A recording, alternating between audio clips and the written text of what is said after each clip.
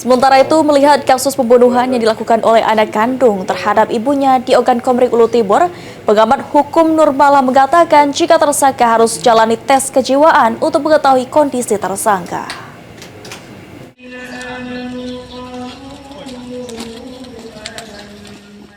Terkait peristiwa anak kandung tembak ibu di Ogan Komering Ulu Timur hingga tewas, menurut pengamat hukum Nurmala, kasus ini masuk dalam ranah pidana karena terjadi kekerasan yang mengakibatkan hilangnya nyawa korban, yang dalam hal ini adalah ibu kandung pelaku. Ditambahkan Nurmala, dugaan adanya gangguan jiwa pada pelaku merupakan aspek yang harus dibuktikan oleh penyidik. Pemeriksaan kejiwaan menjadi bagian penting dalam proses hukum untuk menentukan apakah pelaku bisa dimintai pertanggungjawaban pidana atau tidak, dan akan mempengaruhi penerapan pasal, khususnya pasal 44 Undang-Undang KDRT yang mengatur tentang kekerasan dalam rumah tangga.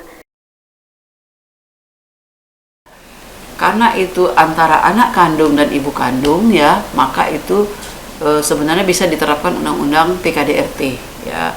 Undang-Undang Penghapusan Kekerasan dalam Rumah Tangga, di mana pasal 44 ayat 3 itu apabila kekerasan itu menyebabkan meninggalnya seseorang, maka itu dihukum 15 tahun kalau dengan sengaja, tapi kalau direncanakan maka itu 20 tahun ayat 4-nya.